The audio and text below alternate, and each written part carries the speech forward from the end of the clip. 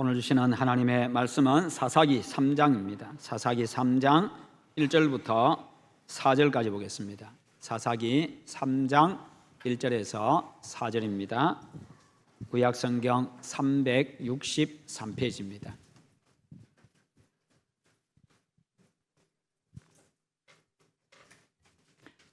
여호와께서 가나안의 모든 전쟁들을 알지 못한 이스라엘을 시험하려 하시며 이스라엘 자손의 세대 중에 아직 전쟁을 알지 못하는 자들에게 그것을 가르쳐 알게 하려 하사 남겨두신 이방 민족들은 블레셋의 5 군주들과 모든 가나안 족속과 시돈 족속과 바알 헤르몬 산에서부터 하맛 입구까지 레바논 산에 거주하는 히위 족속이라. 남겨두신 이방 민족들로 이스라엘을 시험하사 여호와께서 모세를 통하여 그들의 조상들에게 이르신 명령들을 순종하는지 알고자 하셨더라. 아멘. 오늘 말씀의 제목 같이 한번 읽어봅니다. 문제, 믿음의 눈으로 보면 하나님이 보입니다. 아멘. 미국의 뉴저지에 살고 있는 한 사람이 자기 정원에 민들레가 너무 많이 자라고 있습니다. 뽑고 또 뽑아도 계속해서 민들레가 또 다시 나고 그렇게 합니다. 너무 힘들었습니다. 그래서 고민한 끝에 미국 농무성에다가 편지를 보냈습니다. 우리 정원에 민들레가 너무 많이 납니다. 뽑고 또 뽑아도 대책이 없습니다. 대책 좀 세워주세요. 그렇게 편지를 보냈습니다. 아주 짤막한 대답이 왔습니다. 우리도 어쩔 수가 없습니다. 민들레를 뽑으려고만 하지 말고 한번 사랑해 보십시오. 여러분, 우리 인생에도요, 내가 원하지 않는, 내가 생각지도 못한 문제들이 자주 찾아옵니다. 각종 문제들, 그 문제의 종류가 수도 없지요. 온갖 문제들이 우리에게 찾아옵니다. 그 문제들이 여러 가지가 쌓이다 보면요, 때로는 한숨도 짓게 되지요. 한숨 쉬면서 또 그걸 고민하다가 하나님 앞에 또 하소연하듯이 합니다. 하나님, 이 문제들 때문에 내가 숨 막힐 지경입니다. 내가 죽을 지경입니다. 이것 좀 해결해 주십시오. 그렇게 요청하고 하소연도 합니다. 그럴 때 하나님이 말씀하십니다. 문제를 피하려고만 하지 말고 문제를 안고 한번 나가봐. 문제 안고 한번 앞으로 나가봐. 그렇게 말씀하십니다. 문제 자체가, 이 문제가 바로 내 삶의 한 부분임을 인정하라는 겁니다. 왜요? 인생 자체가 문제 덩어리거든요. 나도 문제 덩어리고 인생 자체가 문제 덩어리입니다. 항상 문제가 있고 그 문제를 우리는 풀어가야 되고 해결해 나가야 되는 게 우리 인생이라는 거예요. 그래서 내 인생만 왜 이렇게 고달프냐? 아니요, 전부 다 고달픕니다. 고달프다 생각하니까 더 고달프게 느껴지는 거지요. 전부 다 고달픈데 어떤 사람은 이렇게 그 문제들을 맞이하고 어떤 사람은 저렇게 문제들을 맞이하고 바로 그런 겁니다. 여러분, 이스라엘 백성들이요, 애굽에서 430년 동안 종살이를 했는데 과연 이들이 애굽에서 아무런 불편함이나 어려움도 고통도 없었다고 한다면 애굽에서 나왔겠습니까? 모세가 나가자고 할 때 나왔겠어요? 광야 생활에서 아무 문제가 없었다고 한다면요, 그들이 과연 끝까지 광야를 지나고 가나안에 들어갔겠습니까? 가나안에 갈 필요가 없는 거지요. 광야 중간에 눌러 앉았을 겁니다. 여기도 좋은데, 여기도 마실 물도 있고, 여기도 충분히 살만한데 여기서 살지 뭐 고생한다고 거기 뭐 무슨 영화를 볼 거라고 거기까지 간다고. 아마 광야에서 이 동네에서 눌러앉고 그 다음 동네에서 눌러앉고 아마 가나안에 몇 사람 못 들어갔을 겁니다. 우리 역시도 우리 인생에 아무런 문제가 없다고 한다면요, 과연 정신 차리고 살았겠습니까? 예수는 믿었겠습니까? 예수 믿은 후에도 아무런 문제가 없었으면요, 변함없이 지금도 하나님을 찾고 계시겠습니까? 기도하시겠습니까?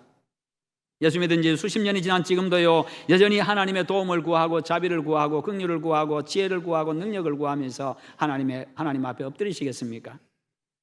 오늘 말씀 2절과 4절에 보면요, 남겨두신 이방 민족이라는 표현이 나오고 있습니다. 그런데 남겨두신 이방 민족, 이 무슨 말입니까? 여러분, 지금은요, 가나안 정복 전쟁을 마친 이후입니다. 가나안을 다 정복해버렸습니다. 그런데 남은 이방 민족이라고 이야기합니다. 가나안 정복 전쟁을 다 끝냈음에도 불구하고 여러 민족이 남아 있었다는 이야기입니다. 살아 있었다는 이야기지요. 그래서 그 남은 민족들로 인해 가지고 계속해서 문제가 발생합니다. 골칫거리입니다. 고민해야 됩니다. 긴장해야 됩니다. 자꾸만 괴롭히니까요, 전쟁하려고 하니까요, 굉장히 힘든 상황이지요. 왜 하나님은 가나안을 정복했음에도 불구하고 이렇게 문제를 남겨두셨습니까? 우리 생각에요, 하나님이 약속하신 땅이라고 한다면 아무런 문제가 없어야 되는 것 아니겠어요? 문제가 없어야 하나님의 말씀대로 젖과 꿀이 흐르는 땅이라고 이야기할 수가 있지 않겠습니까? 수십 년을 죽을 고생하고 정복했는데, 겨우 정복했는데 이제 좀 편안해야 되는 것 아니겠어요? 이제 좀 고민도 좀 사라지고 좀 편안해야 되는 것 아니겠습니까? 근심걱정 사라지고 긴장도 좀 풀고 그렇게 살아야 되는 것 아니겠어요? 그러나 여전히 그 땅에 문제가 산적해 있습니다. 대적들이 있습니다. 남아있는 민족들이 계속해서 문제를 일으킵니다. 괴롭힙니다. 그들과의 싸움을 대비해야 됩니다. 그런데 문제는요, 하나님께서 그들을 남겨두셨다 그렇게 말씀합니다. 하나님은 왜 그렇게 그들을 남겨두셔가지고 가시 노릇을 하게 합니까? 왜 힘들게 하고 골칫거리가 골머리를 앓게 합니까? 하나님을 믿고 의지하게 하고 승리하는 강한 백성으로 만들기 위함입니다. 하나님을 전적으로 의지하도록 하고 하나님을 의지하는 강한 민족이 되도록 하기 위해서요. 그래서 1절과 2절에 보면 여호와께서 가나안의 모든 전쟁들을 알지 못한 이스라엘을 시험하려 하시며 이스라엘 자손의 세대 중에 아직 전쟁을 알지 못하는 자들에게 그것을 가르쳐 알게 하사 남겨두신 이방 민족들은이라고 말씀합니다. 아직 전쟁을 알지 못하는 자들에게 그것을 가르쳐서 알게 하시겠다. 전쟁을 알지 못하는 세대에게 전쟁을 알게 하시겠다. 여기도 전쟁을 알지 못하는 세대가 많이 있습니다. 저 역시도 전쟁을 알지 못하는 세대입니다. 유교 전쟁을 거쳐서 그 당시에 굉장히 힘들었던 그 유교 전쟁을 겪었던 분들도 여기에 계시지요. 그러다 보니까 전쟁을 알지 못하는 세대는요, 그냥 당연히 이 평화가 당연한 평화인 줄 압니다. 그러나 우리의 다른 집의 아들들이 이 땅의 평화를 지키기 위해서요, 이 땅을 지키기 위해서 수많은 아들들이 죽어나갔습니다. 아기도 시체도 찾지 못하고 뼈도 찾지 못한 그 아들들이 너무나도 많이 있습니다. 그런데 우리는 당연하게 생각하는 거지. 당연히 그런가 보다라고 생각하면 수많은 희생, 수많은 죽음이 있었음에도 당연하다 생각합니다. 마찬가지로 지금 그런 이 이스라엘 세대들에게요, 하나님이 전쟁을 알게 하시겠다 그렇게 말씀합니다. 당연한 게 아니라는 것을, 가나안 땅이 당연한 게 아니고 지금의 평화가 당연한 것이 아니고 지금 누리는 것이 당연한 게 아니라는 거예요. 요즘 아이들은요, 그냥 태어나면서부터 냉장고 문만 열면 먹을 것이 산적에 쌓여 있는 그런 세대입니다. 당연히 냉장고 안에 먹을 것이 쌓여 있다고 생각합니다. 그런 세대에게 뭔가를 가르쳐야 되겠다는 것이요. 그래야 그것이 당연한 게 아니라는 것을, 수많은 희생이 있고 수많은 그 땀들이 있었다는 것을, 피가 있었다는 것을 알게 하겠다는 겁니다. 이스라엘은 하나님을 의지해서 전쟁할 수가 있었고요, 승리할 수가 있었고 가나안을 정복할 수가 있었습니다. 가나안 정복은요, 하나님이 하신 일이었습니다. 하나님의 은혜였습니다. 오늘 찬양에도 하나님의 은혜를 찬양했는데요, 하나님의 은혜였어요. 그것을 전쟁을 알지 못하는 세대에게 남은 이방 민족과의 전쟁을 통해서 계속해서 하나님을 의지하고 하나님을 믿고 의지하도록, 그렇게 하도록 만드시겠다는 겁니다. 그래야 하나님의 은혜 속에 복을 누리며 살기 때문입니다. 그래야 가나안이 진정 그들에게 젖과 꿀이 흐르는 복된 땅이 되기 때문입니다. 환경만 좋다고 해서, 먹을 것이 넉넉하다고 해서 나에게 복이 되는 게 아닙니다. 정말 그것을 은혜인 줄 알고 은혜인 줄 알아야 복이 되는 거예요. 그리고 전쟁을 통해서 그들을 강하게 해서 승리하게 하기 위함입니다. 강하게 해서 승리하게, 아주 강하게 해서 늘 승리하는 삶을 살아가도록 하기 위해서요. 진짜 자유를 누리며 평화를 누리며 살아가도록 하기 위해서요. 우리가 아이들을 기를 때에 그렇게 기르잖아요. 아이들이 누워서만 지내다가, 아기가 자라면서 누워서만 지내다가 쭉 움직이다가 그 다음 또 뒤집지요. 뒤집을 때 부모가 보고 안타까워지고 확 뒤집어 줍니까? 아니죠. 그냥 가만히 두고 있잖아요. 왜요? 뒤집으면서 팔에도 힘이 생겨야 되고 이 배에도 근육이 생겨야 되고요, 힘이 생겨야 되니까. 그래야 스스로 이제 뒤집을 수 있으니까 가만히 놔둡니다. 그래 뒤집으면요, 좋다고 박수 막 쳐줍니다. 네.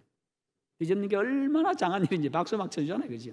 우린 예사로 뒤집고 뛰는 게 아니라 날아다니려고 하는데 애기 뒤집는 거 보고 그냥 박수 막 쳐줍니다. 그러다가 또 일어나서 기려고 하고 또 기려고 하다가 또 푹 이렇게 엎어져 버리고, 앉다가 엎어지고 넘어지고, 일어서다가 몇 번 넘어지고, 한 발 떼다가 넘어지고, 그럴 때마다 부모가 이렇게 세워주지 않습니다. 왜요? 필요한 힘이 생겨야 되기 때문에, 스스로 일어날 힘이 생기고 걸을 힘이 생기고 뛸 힘이 생기고요, 그래야 되기 때문에 그렇게 하는 거예요. 그래야 그가 앞으로 자유하게 되고요, 스스로 살아갈 수 있는 힘과 능력을 얻기 때문에요. 그러면서 다 자라고 난 다음에는 다 자기 힘이라고 생각하지 않습니다. 그래도 부모의 은혜로, 부모가 돌봐주어서 이렇게 되었다고 그 은혜를 생각하는 거지요. 그 은혜를 생각할 때 부모의 눈에는 참 대견한 겁니다. 새로운 땅 가나안에서 숨도 제대로 못 쉬고 눈치 본다고 기침도 제대로 못하고 거기다가 말도 제대로 못하는 그런 가나안의 객이 아니라 가나안을 호령하고 지배하는 가나안의 주인이 되게 하겠다는 겁니다. 진짜 주인이 되게 하겠다는 거예요. 단순히 땅만 차지하고 있는 그런 주인이 아니라 진짜 주인이 되게 하겠다는 거예요. 주권을 행사하는 진짜 주인. 그래야 생육하고 번성하고 세상을 정복해서 거기서 하나님을 경외하면서 하나님의 나라를 이루고 말씀대로 살아가면서요, 그렇게 하나님의 은혜와 복을 누릴 수가 있기 때문에 그렇게 하나님이 만드시겠다는 겁니다. 마찬가지로 하나님은 구원받은 우리의 삶에도요, 문제들을 많이 남겨두셨습니다. 짧은 내 생각에는 구원받고 하나님의 자녀가 되었으면, 내가 교회 다니기 시작했으면 문제가 다 사라지고 질병도 다 떠나가고 모든 묶인 게 다 풀려지고 닫힌 거 다 열리고 막힌 거 시원하게 뻥 뚫어져야 되는데 그렇지 않잖아요. 여전히 병은 남아있고 여전히 아프고 여전히 문제는 산적해 있고 여전히 일은 꼬여 있고요. 왜 그렇습니까? 하나님은 우리가 끝까지 하나님만 믿고 의지하고 살아가도록 하기 위해서, 우리가 강한 자가 되어서요, 문제들과 싸워 이기는 자, 세상에 대해서 이기는 자 되도록 하기 위해서요, 그 승리를 통해서 진짜 자유를 맛보게 하기 위해서요, 진짜 평안을 누리게 하기 위해서요. 그렇다고 한다면 우리에게 시련이 있는 것이, 문제가 있는 것이 복입니까? 그것이 저주입니까? 시련이 없으면요, 고민할 것도 없고 편할 것 같습니다만 그렇지를 않습니다. 시련이 없으면 발전이 없습니다. 승리도 없습니다. 그 감동도 없습니다. 감격도 없습니다. 삶이 그냥 무의미하지요. 아무 재미가 없어요. 그러면 누리는 은혜의 수준도, 내 삶의 수준도요, 늘 거기에 머무르고 맙니다.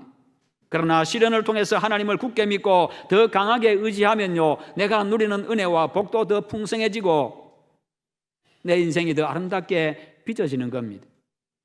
매일 승리의 기쁨을 맛보고 감동과 감격이 있는 그런 인생을 살아갈 수가 있고, 오늘 살면서 내일을 또 기대하는 그런 삶을 살아갈 수가 있습니다. 내일 날이 밝으면 어떻게 하나, 오늘 밤으로 끝났으면 좋겠다, 그런 인생이 아니라, 내일을 고민하는 인생이 아니라 내일을 기대하는 그런 인생이 되는 거예요. 왜요? 하나님이 함께 하시기 때문에, 하나님이 은혜와 복을 주시기 때문에, 하나님이 승리하게 하시기 때문에, 하나님이 평강을 주시기 때문에요. 나를 그런 존재로 만들겠다는 거예요.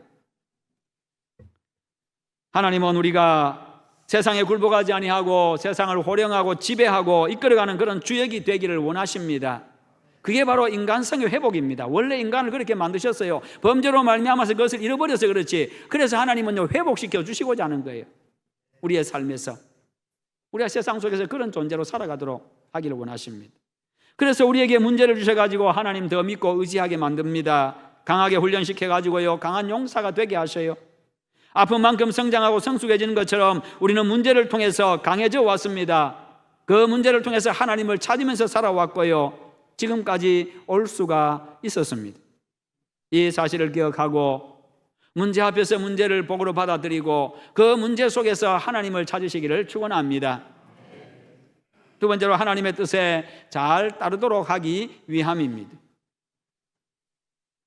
4절을 보면 시험이 있는 가장 명백한 이유가 나와 있습니다. 남겨두신 이 이방 민족들로 이스라엘을 시험하사 여호와께서 모세를 통하여 그들의 조상들에게 이르신 명령들을 순종하는지 알고자 하셨더라.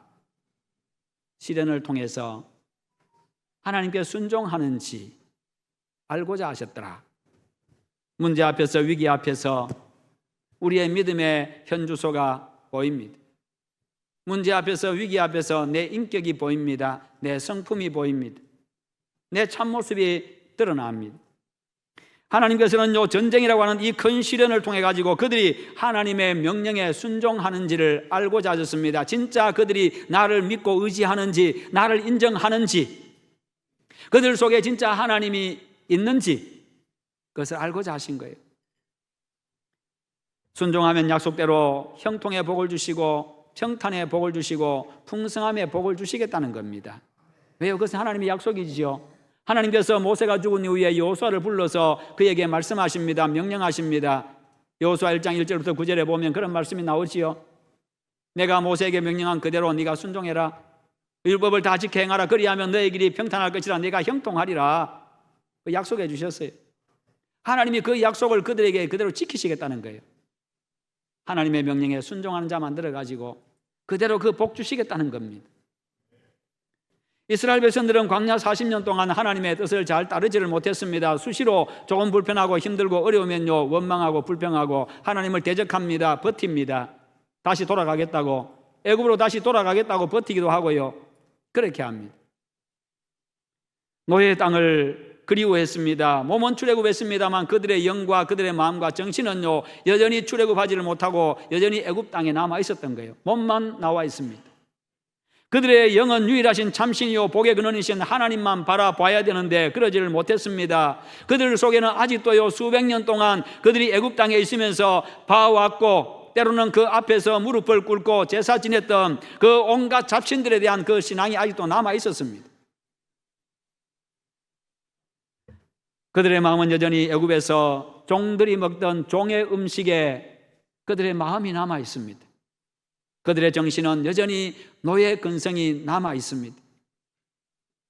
그들 앞에 닥치는 시련들의 깊은 의미를 알지를 못했기 때문입니다. 그래서 그것들이 위기 앞에서, 어려움 앞에서, 시련 앞에서 다 통째로 다 드러나오고 있습니다. 자기 자신들 그렇게 다 폭로하고 있습니다. 그 시련들 속에 들어있는 하나님의 깊은 섭리를 알지 못했습니다. 하나님 아버지의 깊은 사랑의 그 마음을 그들이 깨닫지를 못했기 때문입니다. 그러다 결국은요 많은 징계를 받았습니다. 2, 3주만 하면 갈 수 있는 거리를 40년을 돌고 돌아야 됐습니다. 광야 생활 40년. 그 과정을 거치게 하면서 하나님만 믿고 의지하는 그런 백성이 되게 하시고 육의 양식의 이 노예에서 벗어나가지고 영의 양식을 사모하는 진정한 자유인이 되게 하시고요, 정신 속에 깊이 박혀 있는 노예 근성을 완전히 다 벗겨버려가지고 하나님의 백성으로서 하나님의 뜻대로 살아가는 진정한 자유인이 되게 하고자 하신 겁니다. 하나님은 천지를 창조하듯이 당신의 백성들을 날마다 새롭게 만들어 가십니다. 하나님의 뜻에 온전히 순종하는 복된 백성으로 그렇게 회복시켜 가셨습니다. 여러분, 우리들 역시도 예수 믿고 구원받은 하나님의 백성이 되었습니다만 연단받고 훈련받지 아니하면요 언제든지 예수 믿기 전의 모습으로 돌아갑니다. 수십 년 예수 믿었어도요 훈련받고 연단받지 아니하면 어느 한순간 아주 짧은 기간에 옛날로 다 돌아가 버린다는 거예요. 돌아가는 것은 너무나도 짧습니다. 무너지는 것은 한순간입니다. 옛날을 그리워하며 세상 사람들과 똑같이 살기가 쉽습니다. 그래서 하나님은 우리에게 문제를 남겨두셔가지고 우리가 정말 하나님의 뜻대로 살아가도록 훈련시키십니다. 그러므로 문제 속에 있는 하나님의 섭리를 깨닫고 하나님의 사랑의 마음을 느낄 수 있는 그런 믿음의 사람 되시기를 축원합니다. 그래서 하나님이 원하시는 모습으로 날마다 그렇게 빚어져 가시기를 바랍니다. 그래서 옆에 사람들이 볼 때도 어제 당신이 아닌 것처럼, 어제의 그 사람이 아니고 오늘 새 사람의 모습으로 그렇게 하나씩 점점 바뀌어져 가야 됩니다. 성도 여러분, 수십 년 예수 믿고 살아가지만 우리 인생에는 여전히 최근에 발생한 문제뿐만 아니라 어제의 문제도 남아 있습니다. 오래전의 문제도 여전히 남아 있습니다. 그래서 우리로 하여금 고민하게 합니다. 힘들게 합니다. 때로는 잠 못 이루게 하지요. 예수 믿는 순간 어제의 문제는 오늘 다시 보지 않을 수 있으면 참 좋겠는데 그렇지를 않습니다. 하지만 하나님은요 우리에게 유익이 되지 아니하면 그렇게 하지 않습니다. 나에게 유익이 될 때에 어제의 문제 제거하십니다. 나에게 유익이 될 때에 하나님은 무엇을 행하든지 행하시는 분이셔요. 세상에는 완전한 게 없습니다. 환경도 완전한 환경이 없고요, 인간이 만드는 제도도요 어떤 제도도 완전한 제도가 없습니다. 그냥 자기가 선호하는 제도일 뿐이고 자기가 생각하는 제도일 뿐이지요. 완전한 인생도 없습니다. 모두가 다 문제를 다 끌어안고 살아가고 있습니다. 문제 속에서 살아가고 있습니다. 왜 내 인생만 이렇게 고달픈가?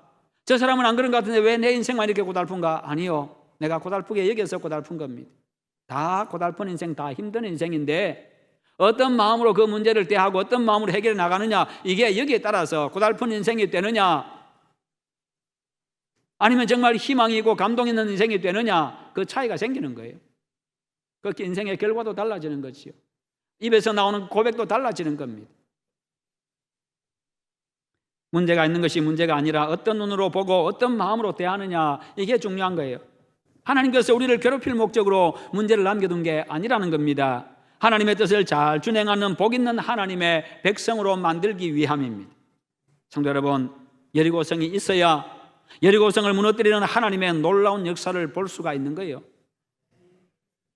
포도주가 모자라야 예수님이 만드신 최고의 포도주를 맛볼 수가 있는 겁니다. 마찬가지로 내 인생에 목이 말라야, 때로는 목이 말라야 물이 나오지 않는 그 반석에서, 단단한 바위에서 터져나오는 그 생수도, 기적의 물도 맛볼 수가 있는 겁니다. 때로는 내 인생길에 홍해가 가로막혀야 나를 위해서 바다를 가르시는 그 하나님을 볼 수가 있고요, 바다 한가운데로 길을 내시는 그 창조주 하나님을 만날 수 있습니다. 홍해 앞에서 내 인생을 가로막는 홍해 앞에서 창조주 하나님을 만날 수 있다니까요. 그들은 원망했습니다만 그러나 거기서 하나님을 만났어요. 이게 홍해가 주는 의미입니다. 그 하나님으로 인해서 가장 안전한 길을 걷는, 기적의 길을 걷는 그런 감격을 누릴 수가 있었습니다. 여러분, 이스라엘 백성들의 눈앞에요, 믿음 없는 그들의 눈앞에 가로놓은 그 홍해는 죽음이었습니다. 그래서 애굽에 매장지가 없어서 우리를 여기까지 데리고 와서 여기서 죽게 하느냐, 그렇게 원망하고 돌을 들어서 모세를 쳐 죽이려고 합니다. 그러나 하나님이 역사하시니 가장 안전한 길이 되었습니다. 홍해가 가장 안전한 길이 되었어요. 왜요? 그들은 마른 땅과 같이 건넜습니다만 그들을 죽이기 위해서 쫓아오는 그 애굽의 병사들은 거기서 다 죽었거든요. 대적들을 다 죽이는 가장 안전한 길이 되었습니다. 이게 바로 문제 속에서 우리가 하나님을 볼 수 있는 겁니다. 믿음의 눈으로 보면요, 그 문제 속에서 그 하나님이 보이는 거예요. 그 하나님이 보이면 비로소 우리 얼굴이 펴집니다. 문제 앞에서 얼굴이 찡그려졌다가 수심으로 가득했다가 그 문제 속에서 하나님이 보이는 순간 얼굴이 환해집니다. 웃는 거예요.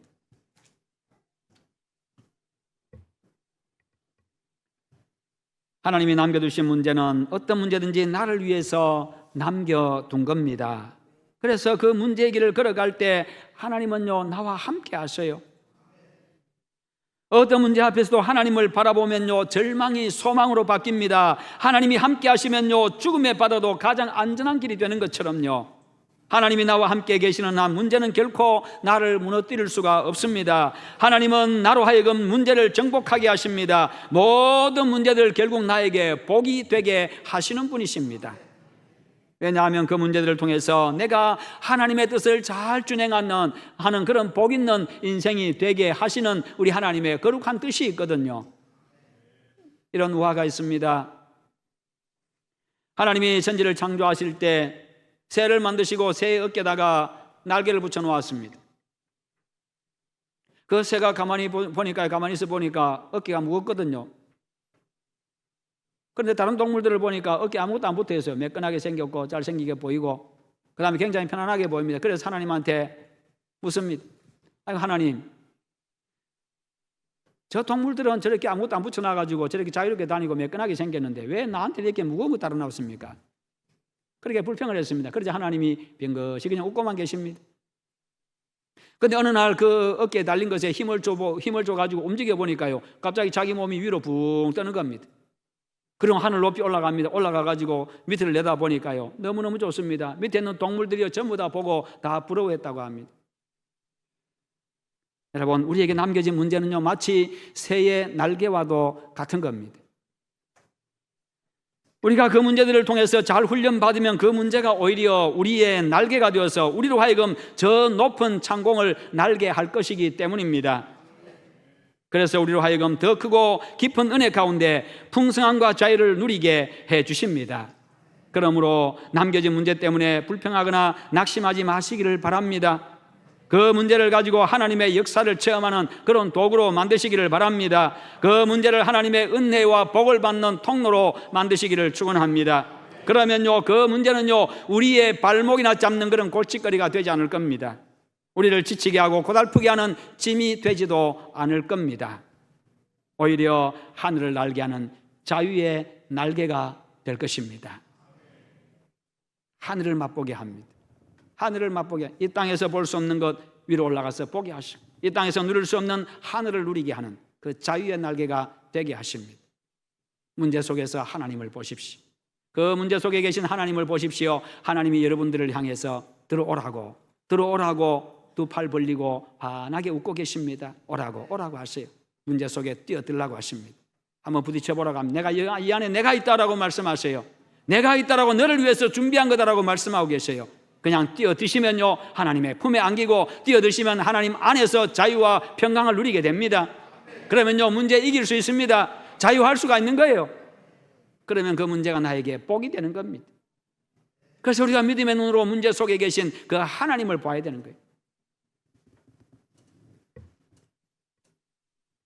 문제를 대하는 우리의 마음과 자세가 중요합니다. 교회 여러분, 문제가 있습니까?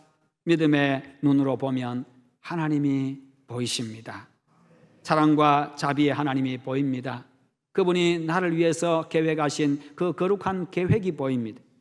그 하나님을 보므로 어떤 어려움에도 끄떡하지 아니하고 이기는 강한 하나님의 군사가 되어지고 하나님의 말씀을 잘 준행하는 복된 백성들 되시기를 축원합니다. 그래서 영적으로, 육적으로, 물질적으로 더 여러분의 지경을 넓혀가시고 삶의 모든 영역에서 하나님의 뜻을 이루고 말씀대로 살아가며 하나님의 나라를 이루고 살아가는 그런 복 있는 여러분들 다 되시기를 주님의 이름으로 축원합니다. 우리 함께 기도하십시다. 기도하실 때 하나님, 우리에게 문제가 있지만 그러나 그 문제 속에서 하나님을 볼 수 있는 믿음을 주시옵소서. 그리고 그 문제가 오히려 나에게 자유의 날개가 되게 하시옵소서. 우리 다 함께 기도하겠습니다. 거룩하신 하나님 아버지, 감사합니다. 오늘도 우리에게 말씀 주심을 감사합니다. 우리 아버지 주신 말씀 가지고 저들 살아가게 하여 주시옵소서. 우리 인생에 문제가 있습니다. 문제가 있지만 그러나 문제 속에서 하나님을 보게 하시옵소서. 문제 속에서 나를 향해서 오라고 하시는 그 하나님을 보게 하시고, 문제 속에서 나에게 나를 위해서 준비하신 그 복을 보게 하여 주시옵소서. 그리함으로 말미암아 그 문제가 오히려 나에게 자유의 날개가 되게 해주시기를 원합니다. 하늘을 누리며 하늘을 맛보는 자유의 날개가 될 수 있도록 주님의 은혜를 베풀어 주시옵소서. 우리 하나님께서 도우시옵기를 원합니다. 그런 하나님의 믿음의 용사들 다 되게 하여 주시옵소서. 예수님의 이름으로 기도하옵나이다. 아멘.